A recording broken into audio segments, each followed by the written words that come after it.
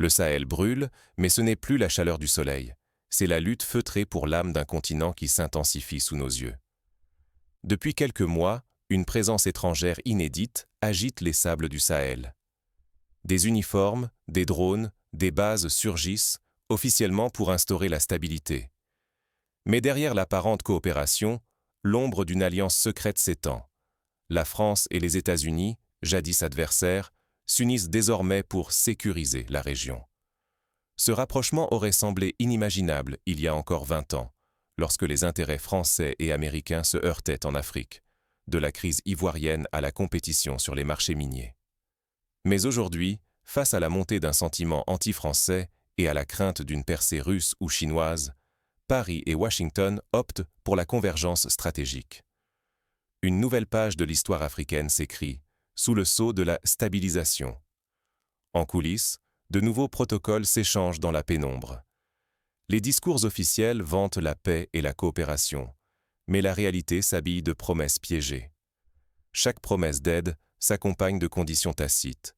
Chaque vol de drone rappelle la surveillance continue et la mainmise qui s'installe en silence. Prenons l'exemple de Gao, au Mali, où l'aide logistique promise par la France a été liée à l'acceptation de nouvelles conditions sur la gestion des ressources naturelles.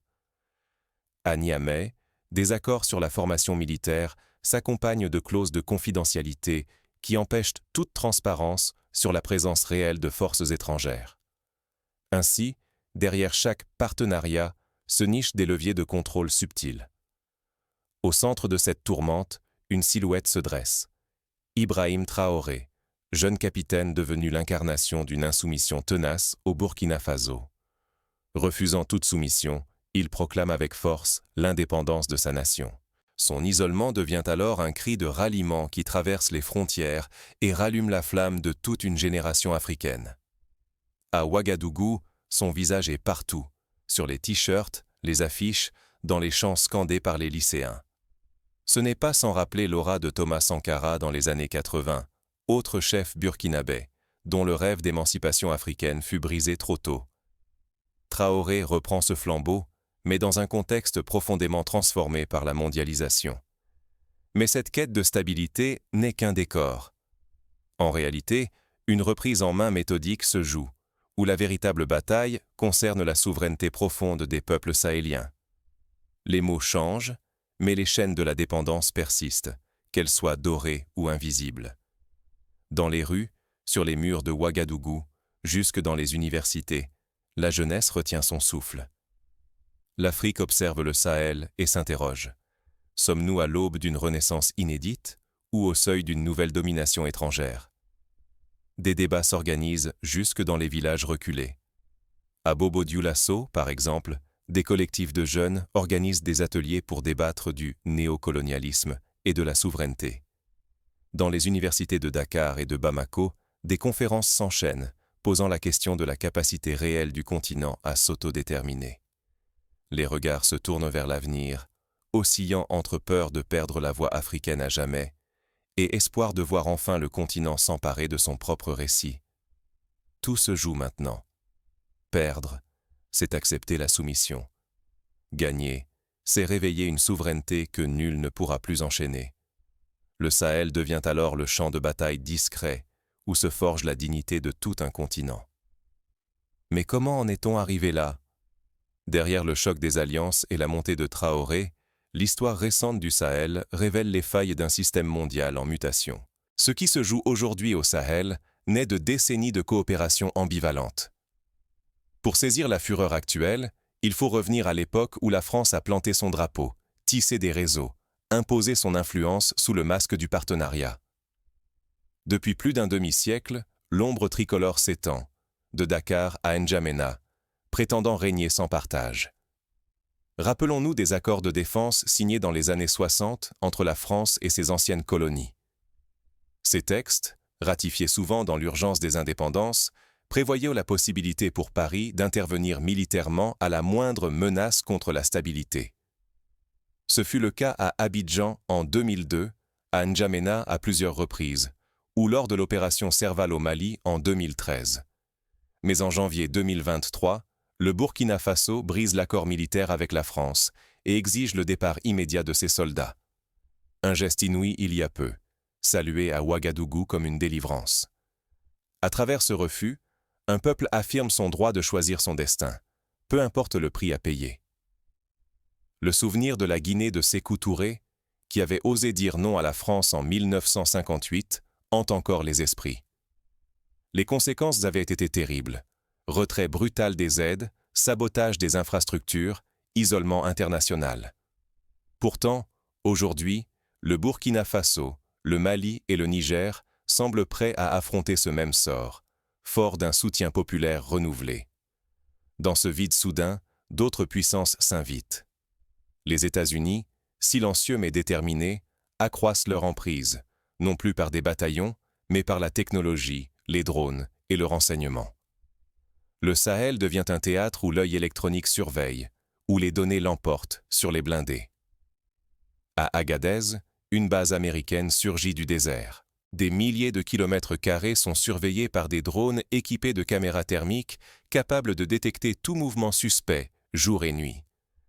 Les États-Unis, jadis distants, deviennent maîtres de l'information, offrant leur parapluie technologique à ceux qui acceptent de jouer le jeu.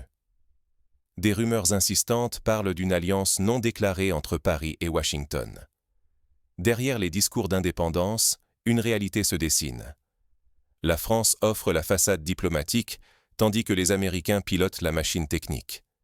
Cette synergie à double tranchant justifie la lutte antiterroriste, mais sert aussi à surveiller toute contestation de l'ordre établi. À la manière des alliances secrètes de la guerre froide, où l'on voyait Washington et Londres coordonner leurs actions en Afrique australe pour contenir les mouvements révolutionnaires, la coordination actuelle permet d'étouffer toute poussée de souverainisme. Même les discours officiels, soigneusement calibrés, laissent filtrer cette inquiétude. Il s'agit de lutter contre le terrorisme, mais aussi de garantir la stabilité des partenaires, déclare un officiel français. Les exercices conjoints se multiplient, les missions de surveillance aérienne deviennent la norme. Sous couvert de sécurité, c'est un dispositif de contrôle qui s'installe, masqué par la rhétorique de la coopération. Les populations ressentent l'effet. Plus de vols nocturnes, plus de soldats étrangers, plus de promesses soumises à des conditions floues. Dans les villages proches des bases, les habitants rapportent des restrictions de circulation, des contrôles renforcés, une atmosphère de méfiance. Des témoignages recueillis à Dori et à Gao font état de survols à basse altitude, de bruits de moteurs la nuit, de zones interdites d'accès même aux éleveurs nomades. Le danger est là. Voir encore une fois un pays privé de la possibilité d'écrire son avenir, sacrifié pour une stabilité importée. Mais le cycle peut-il être rompu? L'Afrique, et le Burkina Faso en particulier, sont-ils condamnés à l'alternative entre dépendance et isolement, ou sont-ils à l'aube d'un modèle nouveau, fondé sur la souveraineté retrouvée et la dignité? En coulisses, une figure cristallise cette volonté de rupture. Ibrahim Traoré. Sa montée fulgurante incarne l'espoir d'un récit africain émancipé, mais chaque choix amplifie la pression sur le pays. Quand les armes se taisent, la guerre des mots s'intensifie. Le départ forcé des soldats français du Burkina Faso a résonné comme un coup de tonnerre dans l'histoire récente du Sahel. Ce geste dépasse la simple rupture militaire. Il incarne la naissance d'un peuple qui choisit enfin d'écrire sa propre histoire.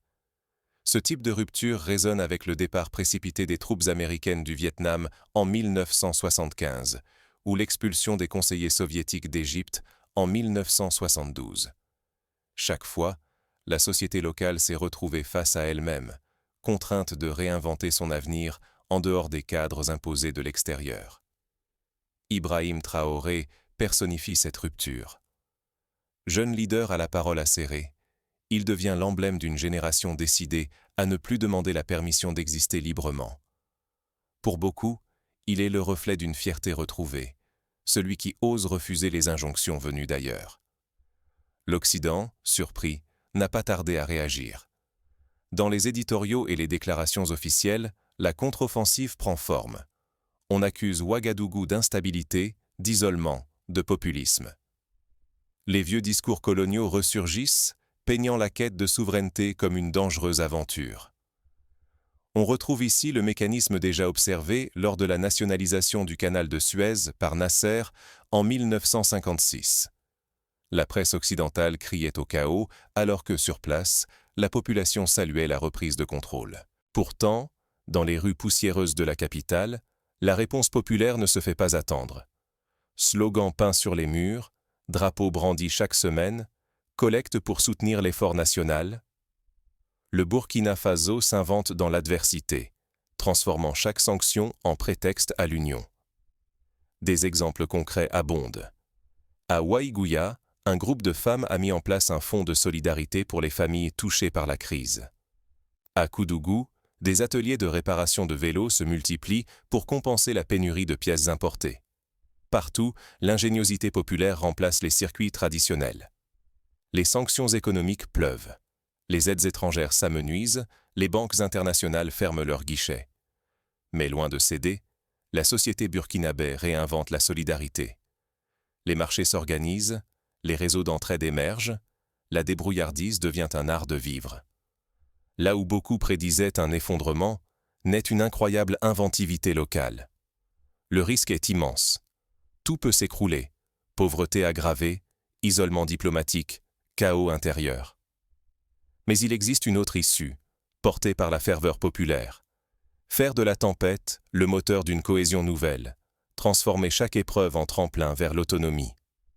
À titre d'exemple, lors du blocus imposé au Mali en 2022, des réseaux de troc ont permis d'acheminer du mil et du maïs des zones rurales vers Bamako, contournant la pénurie. Ces innovations rappellent celles des sociétés sous embargo, comme Cuba dans les années 90, qui a inventé l'agriculture urbaine pour survivre. Là où certains voient la fin, d'autres entrevoient un début, celui d'une renaissance africaine, portée par la jeunesse et le refus d'être humiliée. L'histoire n'est plus dictée par d'autres. Elle s'écrit, jour après jour, sur les places, dans les écoles, les marchés et jusque dans les villages les plus reculés. Dans les écoles rurales, des enseignants bénévoles créent des programmes adaptés, insistant sur l'histoire africaine, la géographie locale, les langues nationales. Ce retour au local, loin d'être un repli, devient une source de fierté nouvelle. Mais la résistance burkinabé ne se joue pas qu'aux frontières du pays. Elle s'étend, insidieusement, jusque dans les réseaux souterrains où se trament les nouvelles alliances. Des groupes de la diaspora burkinabé en France, en Côte d'Ivoire ou au Canada collectent des fonds, organisent des campagnes d'information, créent des ponts avec d'autres mouvements panafricanistes. Ce tissage transnational rappelle les réseaux de solidarité qui ont soutenu la lutte anti-apartheid ou les soulèvements d'Amérique latine. Et si, sous la pression, un continent infléchissait le cours de l'histoire mondiale? La question n'est plus un simple exercice de pensée. Aujourd'hui, la tectonique du Sahel bouleverse la carte de l'Afrique, et peut-être celle de l'ordre mondial tout entier. Au centre de ce séisme, l'Alliance des États du Sahel s'impose. Au départ, elle unit le Burkina Faso, le Mali et le Niger. Mais très vite, d'autres nations scrutent cette audace, fascinées ou inquiètes. Ce qui semblait une alliance de circonstances prend la forme d'un pacte solide, dont la ténacité surprend jusqu'à ses plus farouches opposants. Rappelons que l'Alliance du Sahel s'apparente à la création de l'Organisation de l'Unité africaine dans les années 60, ou à la Communauté andine en Amérique du Sud. Des tentatives de fédérer les énergies pour sortir de la dépendance vis-à-vis de l'extérieur. Là où l'isolement devait punir, il devient terrain d'expérimentation. Coupés des flux traditionnels, ces pays transforment la pénurie en moteur d'autonomie. Les vivres se font rares, les devises aussi, mais la détermination se renforce. On réinvente les circuits courts, on exhume les savoir-faire oubliés, on tisse de nouveaux liens économiques, comme si l'adversité forgeait une nouvelle résilience. À Niamey, des boulangeries collectives voient le jour, utilisant le mil local à la place du blé importé. À Bamako, des ateliers de réparation de motos recyclent les pièces pour créer des véhicules adaptés aux pistes dégradées. Ces actions rappellent la créativité des sociétés africaines face aux crises, comme lors de la décennie perdue des années 80. Le modèle d'Ibrahim Traoré, jugé extrême hier, devient contagieux. Dans les médias, dans les écoles, la rhétorique de la dignité et du refus s'impose.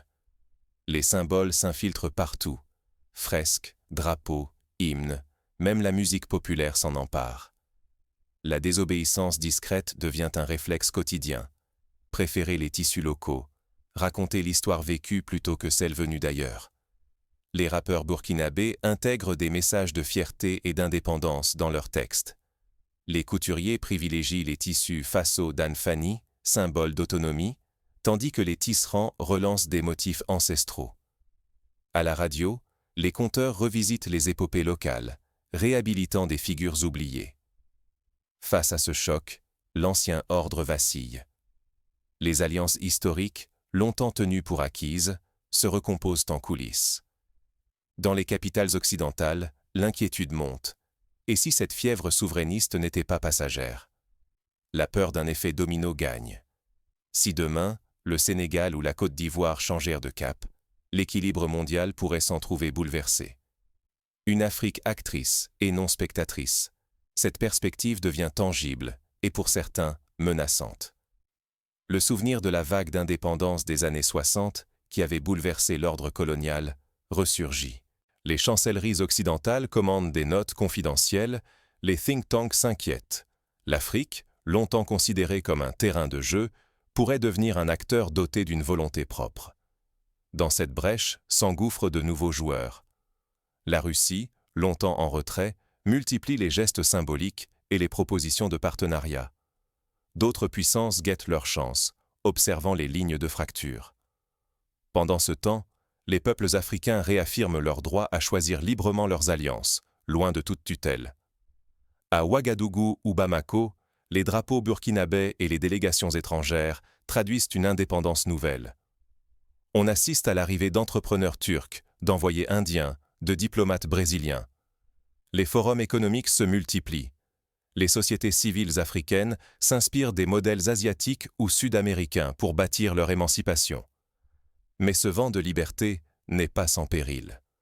L'encerclement diplomatique, les blocages économiques, le retour masqué des anciennes puissances, autant de menaces pour cette dynamique. Le prix de l'autonomie réelle est élevé. Inflation, pénurie, risque d'autoritarisme. Le continent saura-t-il éviter la tentation du repli, les divisions internes ou l'emprise de nouveaux acteurs? À chaque instant, l'équilibre vacille, la victoire reste fragile. Les exemples du Zimbabwe après la réforme agraire ou de l'Algérie après la nationalisation du pétrole montrent que l'autonomie mal maîtrisée peut mener à l'isolement ou à la dérive autoritaire. Les sociétés africaines sont conscientes de ces risques et cherchent des garde-fous. Comité d'éthique, mobilisation citoyenne, débat public. Au milieu de ce tumulte, le citoyen, l'observateur, l'acteur du changement s'interroge. Comment agir? Comment comprendre? Où placer l'essentiel? Car c'est ici que se joue plus qu'un épisode politique. C'est la conquête, ou la perte, de la voix africaine dans le concert des nations. Mais ce n'est qu'un début. Car derrière les symboles et les discours, la bataille pour la souveraineté africaine s'engage sur d'autres fronts, plus silencieux, mais tout aussi décisifs. Au-delà des slogans, la souveraineté ne tombe pas du ciel. Elle se construit lentement, au quotidien, par des milliers de gestes invisibles et d'actes concrets. Ce que le Burkina Faso démontre au monde, c'est que la première richesse d'un peuple n'est ni l'or, ni le coton, ni les accords internationaux, mais la dignité. Refuser de plier, de vendre sa voix ou son avenir, voilà le socle d'un pouvoir réel. Un pouvoir qui ne s'achète pas et ne se confisque pas aisément. Malgré l'isolement imposé, les Burkinabés n'ont pas cédé au repli. Au contraire, l'adversité est devenue un terrain d'expérimentation.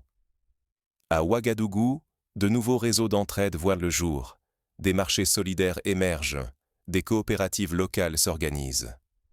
Là où l'aide étrangère s'est tarie, l'ingéniosité populaire prend le relais.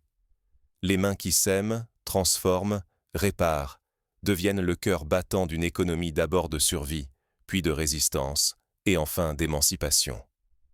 Cette inventivité va bien au-delà de l'économie. Elle irrigue la culture et le lien social. Artistes, artisans, enseignants, tous sont acteurs de cette dynamique. Les chansons engagées circulent sur les ondes et dans les rues, jusque dans les campagnes les plus reculées. Les fresques murales proclament justice et liberté. Ici, chaque poème, chaque histoire transmise de bouche à oreille devient une arme douce contre la résignation. Mais rien de tout cela n'existerait sans la jeunesse. Ce sont les jeunes qui portent le flambeau, refusent les vieux compromis et inventent des solutions là où d'autres ne voient que ruine. Sur les bancs des universités, l'histoire se réécrit. Les entrepreneurs lancent des projets. Les collectifs citoyens font renaître l'engagement, loin des modèles imposés. Au centre de ce combat, il y a la force du récit collectif. Les mots de Traoré sont plus qu'un slogan. Ils sont un miroir tendu à toute l'Afrique. Raconter sa propre histoire, c'est déjà reprendre le contrôle de son futur. Refuser l'effacement, c'est empêcher que d'autres écrivent le passé à la place des peuples. Ainsi, chaque voix, chaque témoin, chaque main compte dans la construction d'une souveraineté vivante. Le danger est immense. Rester spectateur, c'est laisser d'autres dicter le récit. C'est voir son destin écrit dans d'autres langues, pour d'autres intérêts. Mais devenir acteur, c'est entrer dans l'histoire, refuser la fatalité et réinventer ce que peut être l'Afrique. Le Burkina Faso n'a pas choisi la facilité, ni l'isolement. Son combat inspire déjà bien au-delà de ses frontières. Au Mali, au Niger, au Sénégal, des mouvements citoyens naissent, résonnent avec la même exigence de dignité et de liberté. La souveraineté devient contagieuse, une étincelle qui se propage de village en village, de ville en ville. Cet élan n'exclut personne. Chacun a sa place, son rôle, son mot à dire. Les mains calleuses des paysans, la créativité des artistes, la sagesse des anciens, l'énergie de la jeunesse, tous ensemble prouvent que la souveraineté ne se gagne pas en un jour. Elle se cultive, s'entretient, se réinvente sans cesse, contre vent et marée. La conclusion n'est pas un point final, mais un appel. Il suffit d'une étincelle pour allumer la flamme, et cette flamme, partagée, peut illuminer tout un continent. Mais chaque flamme a ses ennemis, car ce réveil, s'il inspire, dérange aussi ceux qui, hier encore, dictaient les règles du jeu. Ce qui se joue aujourd'hui au Sahel n'est pas une conclusion, mais un premier chapitre. L'Afrique refuse désormais d'être un décor où s'affrontent des intérêts étrangers. Ce que beaucoup décrivent comme une crise passagère est, en vérité, le début d'une réécriture. Elle est menée par celles et ceux qui refusent que leur histoire soit volée ou dictée. Au Burkina Faso, la résistance à l'isolement, le rejet des solutions toutes faites et la volonté farouche de tracer une voie propre se propagent. Ce ne sont plus des sanctions ou des menaces diplomatiques qui rythment l'actualité, mais une quête profonde, celle de l'identité, de la dignité, de la souveraineté. Ibrahim Traoré ne parle plus seulement pour le Burkina Faso.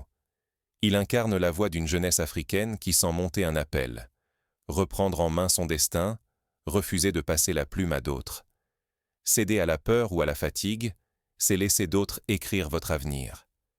Accepter que des puissances lointaines dessinent de vos ressources, de vos lois, de vos rêves, c'est renoncer à votre droit le plus essentiel. Choisir, inventer, transmettre votre propre histoire. Le vrai combat ne se joue plus seulement derrière des portes closes ou dans l'ombre des bases militaires. Il s'invite dans chaque échange, sur les fresques peintes par les jeunes, dans le tumulte des marchés, dans le vent du désert qui charrie de nouveaux mots. Justice, liberté, souveraineté. Le silence, désormais, ne protège plus. Il opprime. Mais la parole, elle, circule, se propage, façonne peu à peu une autre réalité. Ce n'est pas une affaire de force brute, mais de courage collectif, de mémoire qui s'obstine à ne pas disparaître. Il devient urgent de choisir son camp, de relayer, de partager cette histoire, de ne pas laisser l'avenir du Sahel se décider dans la pénombre ou l'indifférence. Car ce qui naît ici, aujourd'hui, trace la ligne d'horizon de tout un continent. Ce n'est pas la fin d'un récit, mais le souffle d'une renaissance. L'Afrique n'a jamais eu autant besoin de relais, de regards, de voix vigilantes. Refuser le silence, c'est déjà entrer en résistance. Et c'est ensemble que s'écrit et que s'affirme le nouveau récit. Pratiquement, chacun peut agir à son niveau. Partager des informations fiables, encourager l'achat de produits locaux, soutenir les initiatives citoyennes, participer à des débats, écrire, chanter, peindre, documenter. Chaque geste compte. C'est ainsi, pierre après pierre, qu'une souveraineté solide se construit. Les générations futures regarderont alors vers le Sahel non plus avec pitié, mais avec admiration, voyant dans cette région le berceau d'une Afrique debout, digne et pleinement maîtresse de son destin.